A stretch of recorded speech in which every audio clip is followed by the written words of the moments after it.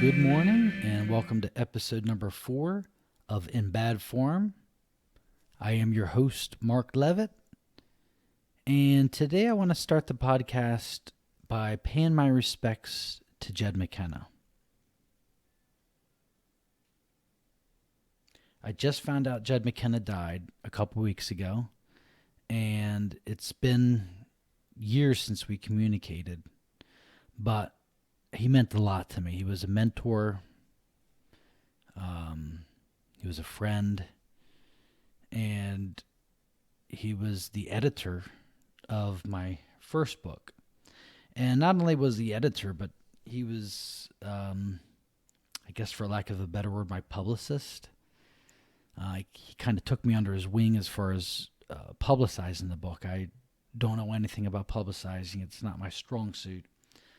And he seemed to have a better handle on the marketing end of things, so he was really instrumental.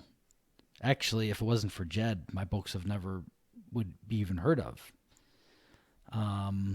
So really I owe everything to Jed McKenna as far as my books go, or as far as people even knowing about the books.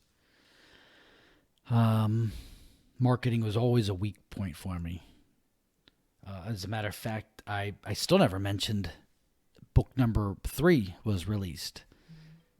So I'll mention that now. Book 3 was released on Amazon.com. You can get it in the paperback or Kindle. Also, my website. I finished my website and I opened that, and I never mentioned that or advertised that or try to do any marketing for that, but I do have the website up. It's at thisawarespace.com, and I'm going to have my podcast on there, a forum for discussions.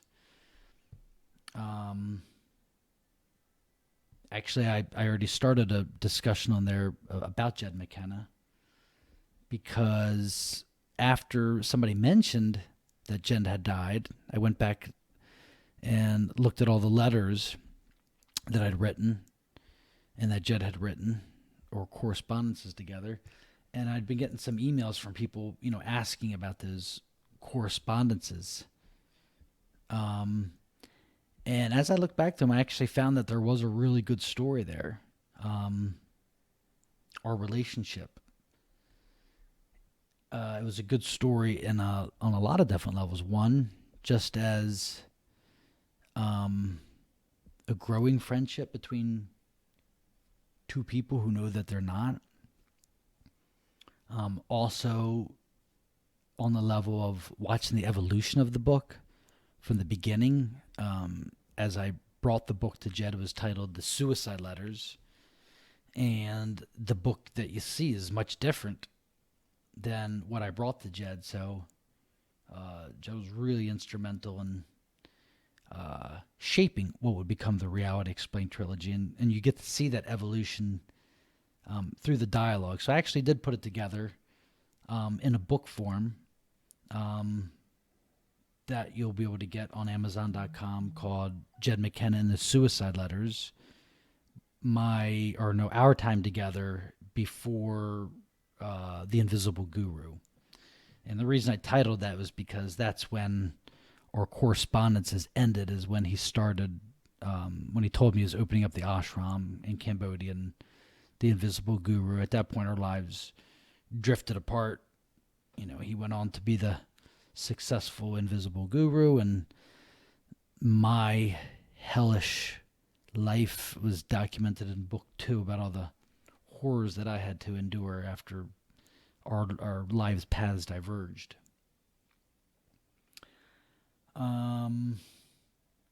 But it's also a unique take on Jed too. That's another interesting aspect, is not too many people got to see the side of Jed where he was, just a person, just a friend helping somebody, not talking to you as a teacher or a guru. So in that aspect, I thought it was interesting too. But the main thing that came up for me was just thinking about death, as hearing about the death of Jed came up. naturally contemplated death. And just interesting observation I came up with is that I think if we were to think about death, we think about that it's the opposite of life. That there's death and there's life, but not really. When you really examine it, the opposite of death is birth. There's birth and there's death. But life is, you could say, the encompassment of birth and death.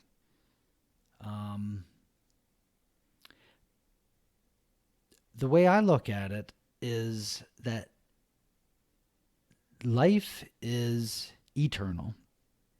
Life is what we are. Life is the source. Life is just what is. And birth and death are moments in life. You could look at the traditional way or the conventional way of looking at birth and death as the bodily death. There's the birth of the body and the death of the body. Or you could even look at it within your life, how there's countless births and deaths, beginnings and endings, many phases to your life. Within the bodily birth, within the cycle of the bodily birth and death, there's also birth and death of aspects, biological aspects, psychological aspects. All kinds of different dynamics are beginning and ending. And so is our incarnation, we'll call it. So we look at our lives, our individual lives, and we have within that incarnation there's a birth, and then there's a death to that incarnation. But life supersedes all of these births and deaths. All of these births and deaths happen within life. And I want to draw a waveform to depict how the relationship of life and death is within life. And I know I'm on a podcast, so I'm going to explain it as I draw it. But the main thing that I want to point out is that within the relative, within the world of appearances that we see, all you're going to see, all the world is capable of producing is beginnings and endings. Wherever you go, there's always going to be beginning and ending. There's going to be measurement everywhere you see. That is the dynamic of appearances. That's the dynamic of duality, the world we see. But life is eternal. Life does not have beginnings. Life does not have endings. So anyway, I'm going to draw on a chalkboard a waveform. So, and again, I know this is for a podcast, or some people are just listening to a podcast, so I'm going to explain what I'm drawing as I'm drawing it. So if we look at life as a waveform, this waveform would be all of life.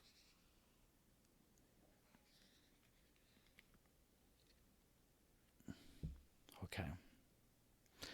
So if the waveform itself is life, then we could mark the beginning as birth, and then you can mark the end of that waveform as death. But the line itself has no beginning or no ending. So the beginning of the waveform and the end of the waveform is birth and death, but the whole thing is life. So we come up with words to describe the two phases of life. One is the incarnate phase, and that's the only life that we know, and the other phase is the discarnate phase. And the reason I mention that is because after I was contemplating what we mean by death, I started to realize that even uh, even myself, I get caught up in the words of death because I find myself liking the subject of death, liking the topic of death, liking um, anything in the topic of death. I'm excited by the prospect of death and talking about death. It's always been a positive subject for me. It's always been an empowering subject, an inspirational subject, a good reminder, something positive to always put things into perspective. But then, as I was recently thinking about death in terms of the opposite of birth, it dawns on me that I really wasn't thinking about death in the proper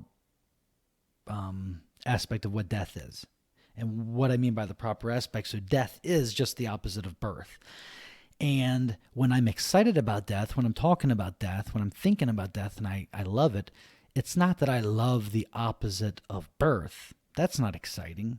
It's not so exciting or inspirational for me to think about things ending. But yet when I think about death, it always did bring up good feelings and feelings of inspiration. So I realized that when I was using the word death or hearing the word death, and I was using it in a positive reference. And what I mean by that, I'll explain by that. I used to have a lot of experiences with out-of-body experiences, astral traveling experiences, to where I was disembodied points of awareness, and it felt familiar to me. It felt more familiar to the life that we know here. And I just remember always thinking, or saying, as I woke up from these experiences, that I'm going to do really good at death. I had no reason to say it. None of these experiences were consciously about death. But yet, anytime I came back from these experiences of being disembodied awareness, just shooting around, I always had the feeling I'm going to do really good upon death. And I've also felt like death was our home. That's always just been my intuition. I've mentioned this on other podcasts about our childhood. My childhood intuition has always been that we are death. We're coming from death and we return to death, and death is our true home. So in that sense, I realize I'm not really using death in the proper way, as most of us aren't. I think most of us, when we think about death, we think about the opposite of birth. The opposite of life. There's life and there's death. There's life and there's death. But that's not it. Death is the opposite of birth. The only thing that could die is something that's born. So the body dies. But we are not the body, as we know. We're awareness. And our body exists in awareness. We can see our body. So as I have gone through life, romanticizing about death, I was never romanticizing about the end of things. I was always romanticizing about what I knew was always there prior to and after life. That's the true story of where we're at. So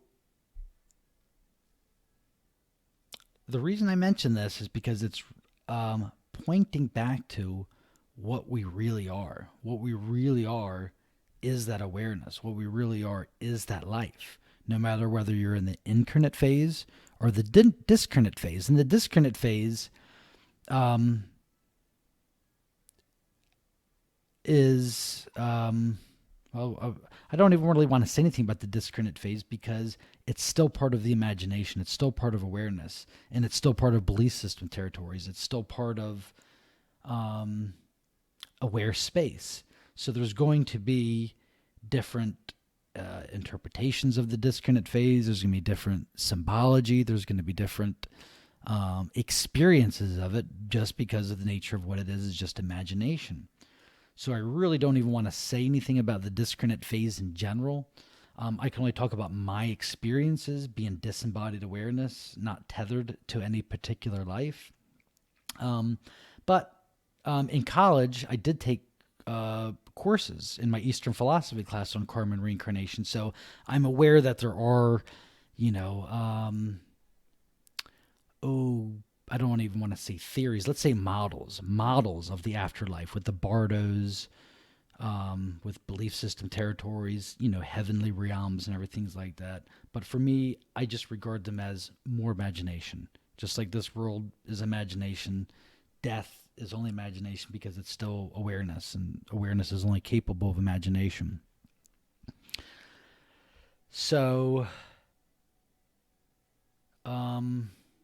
anyway, I'm going to be writing a lot more on this topic. This is just something that I realize is buried within our language, and this language is something that shapes the way we think, it shapes the way we understand, it shapes the way we experience our lives. And I just think if we carefully examine the words that we use, like birth and death and life, if we really tease them apart from each other and examine what we mean by them, it's a pointer back to what we really are, because we could see that there are some things that are born and die that are subject to change, and there are some things that are not subject to change, some things that are not subject to causation, and that's life. Of course, when we see life, we only see life's forms. That's what we experience. That's what we interface with, is life's forms. But that's only an aspect of life. That's the phenomenal aspect of life. So anyway, I want to end this. I just want to be quick. I really just want to make this podcast about my paying my respects to Jed McKenna. Talking about death, talking about his death. So I'm going to end the podcast here. But if anybody's interested in talking about Jed or sharing any Jed experiences, I do have the website forum I just started, thisawarespace.com.